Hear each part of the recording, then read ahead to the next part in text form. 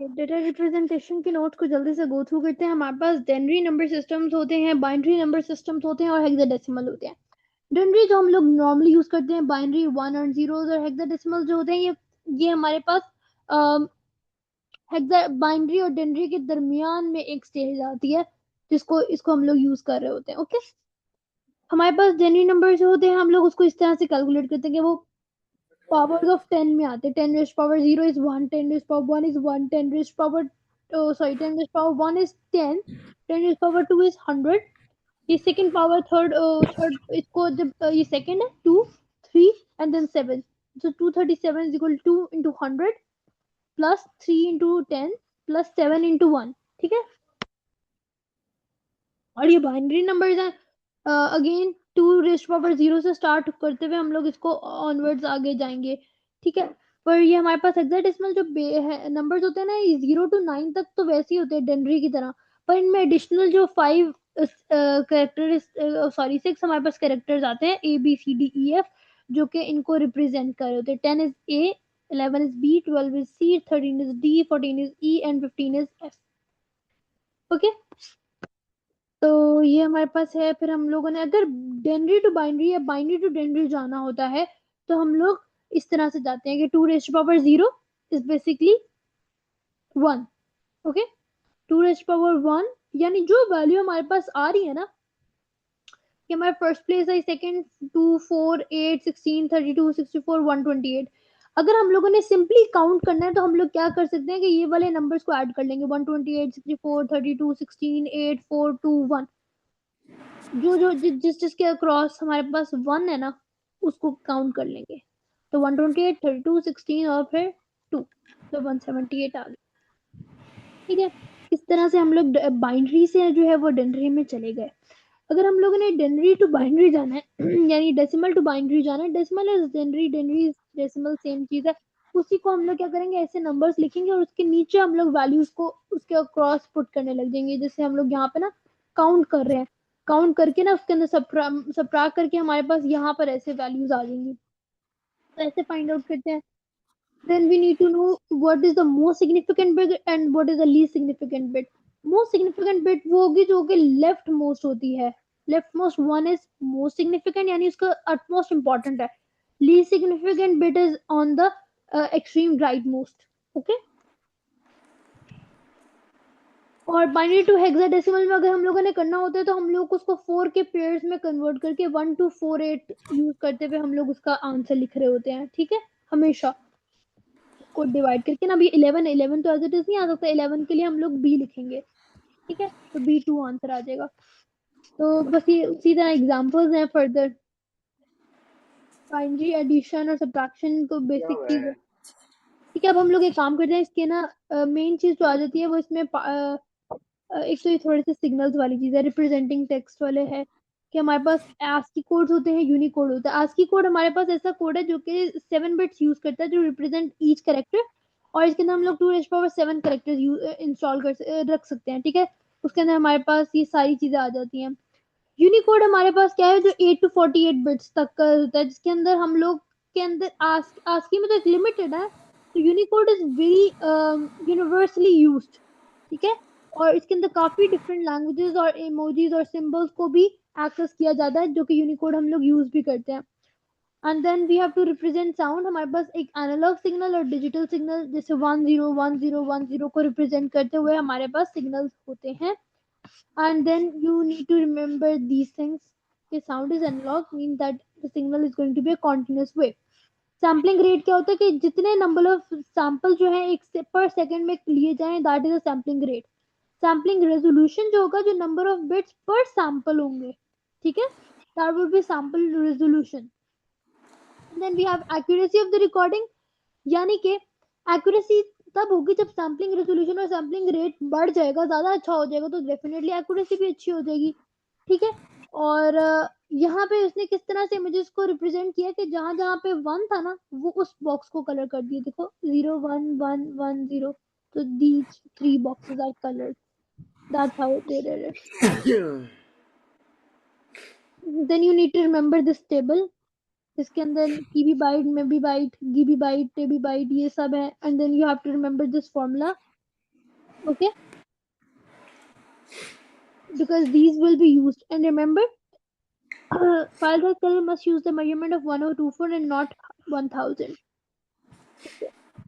Then we have data compression, lossy compression and lossless compression. Remember, lossy compression कब use होगा जब some information is permanently lost, जो कि file size को reduce करेगा, quality को इफेक्ट करेगा, और कंप्रेस्ड फाइल जो है वो कभी भी रिस्टोर नहीं हो सकती, नेवर रिस्टोर्ड। जिसके अंदर अगर हमारे पास डेटा लॉस हो जाए तो इट्स ओके, लॉसी कंप्रेशन में हम लोग को ये चीज नहीं होती, हम लोग रिड्यूस कर देते हैं रेजोल्यूशन को। पर लॉसलेस जो है, दिस इज, इधर हमें परमानेंट लॉस ऑफ इंफॉर्मेशन नहीं होती, क्योंकि दिस हमें यहाँ पे क्वालिटी को डिक्रीज नहीं करना होता, साइज को फिर भी रिड्यूस करना होता है।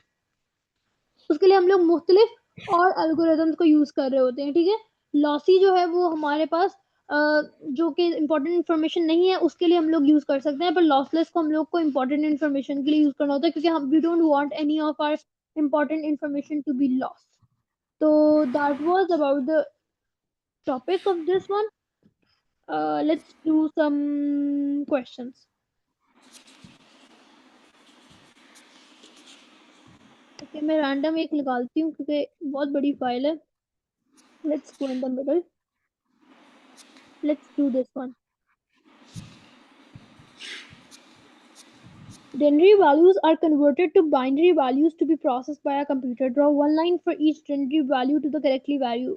Okay, can you let's do this one. मैं करा देती हूँ एक क्वेश्चन।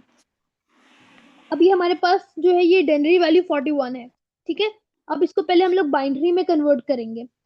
तो सबसे पहले क्या करते हैं, मैं यहाँ पे लिख लेती हूँ 1 2 4 6 8।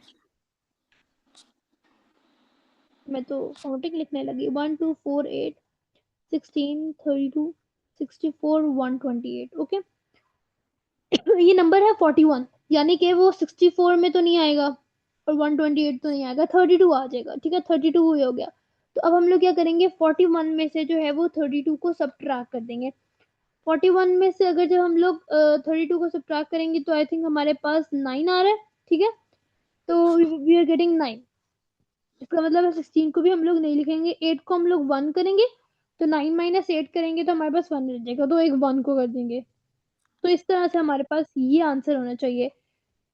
0 0 सबसे पहले आना चाहिए, 0 0 1 0, 0 0 1 0 इसमें आ रहा है, 0 0 1 0 इसमें भी आ रहा है।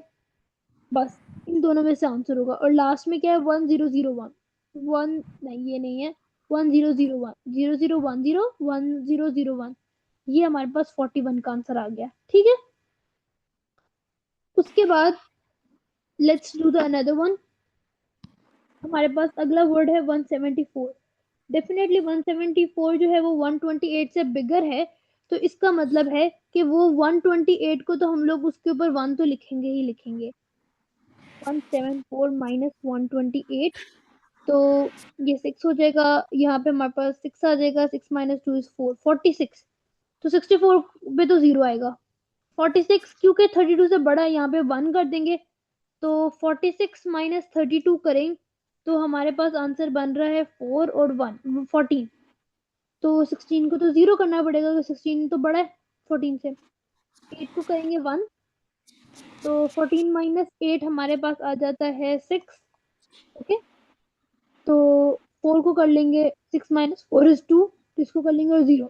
तो हमारे पास बन रहा है 1010, 1010 ट्रिपल 10, 1010 ट्रिपल 10, 1010 ट्रिपल 10, ये वाला आंसर। तो 174 का ये आंसर बन रहा है। 86 देखते हैं।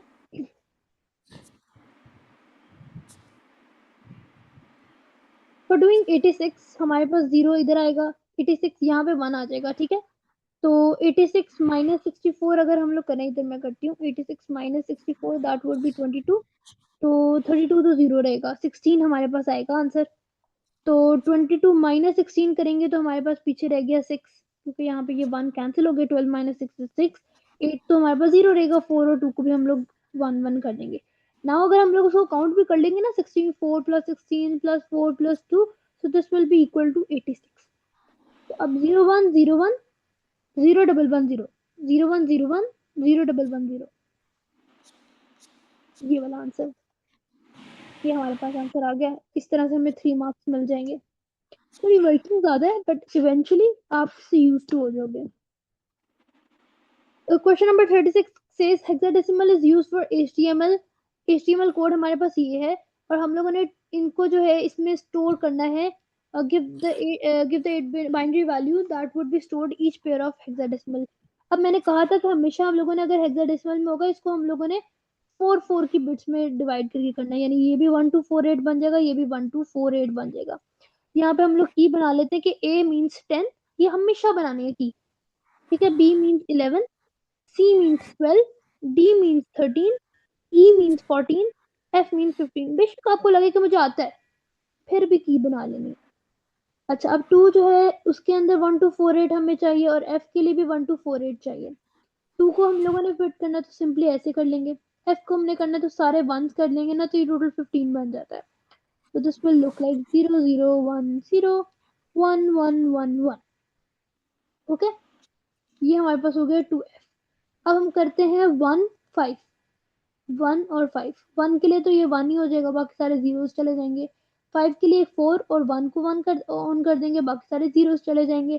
तो this would look like 0 0 0 1 0 1 0 1। Okay, तो ये हमारे पास 1 5 हो गया। ओके, उसके बाद हमारे पास अब रह गया है D6। डी का क्या मतलब है 13। अब हम लोगों ने 13 बनाना है, 8 हो गया।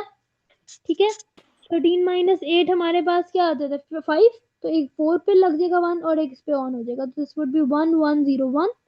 और 6 के लिए हमारे पास 4 और 2 पे हम लोग ऑन कर लेंगे, तो दिस विल बिकम 0 1 1 0।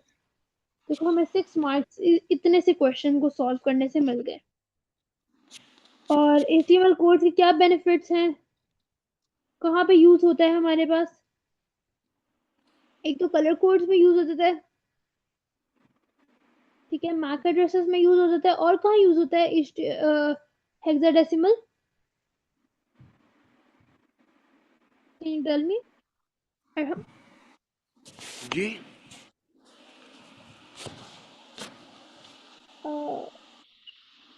हेक्साडेसिमल कहाँ पे यूज हो रहा होता है? और HTML में HTML कलर कोड में यूज होता है, मीडिया मैक एड्रेसेस में यूज होता है, और कहाँ यूज होता है?